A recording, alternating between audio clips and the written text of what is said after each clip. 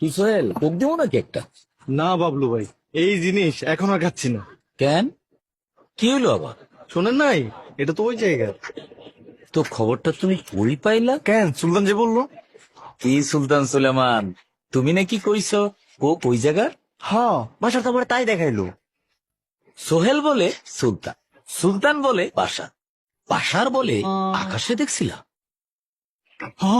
ভাই, আকাশ কুসুম পেজ থেকে তো শেয়ার দিছিল। আরে মিয়ারা, কোক মোটেও ওই জায়গার না।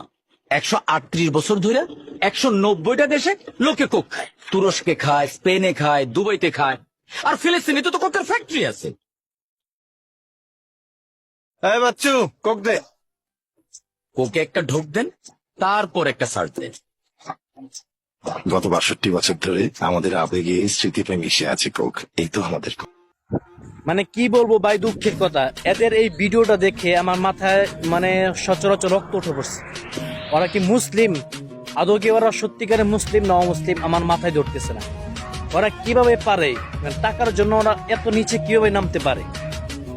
যেখানে সারা বিশ্বের মুসলিম ইসরায়েলি পণ্যকে বয়কট করতেছে, সেখানে ওরা আবার নতুন করে চক্রান্ত শুরু করছে, আবার ইসরায়েলি পণ্যকে প্রমোট করছে।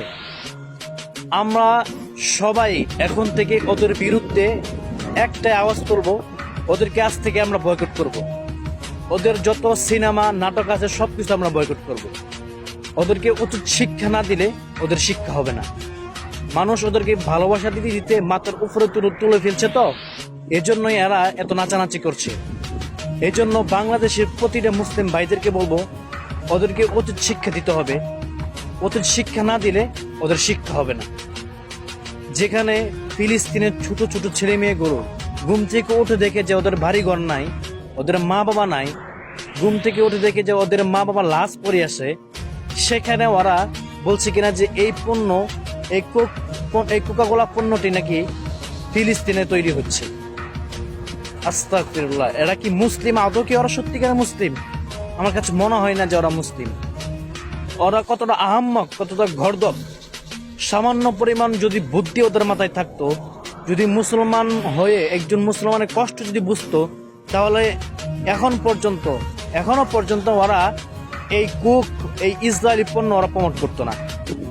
এজন্য প্রত্যেকটা মুসলমান ভাইদেরকে বলছি, আপনারা সবাই ওদেরকে বয়কট করেন। আজ থেকে ওদেরকে বয়কট করেন। ওদেরকে বয়কট করতেই হবে, ওদেরকে মাফ চাইতে হবে জাতির কাছে।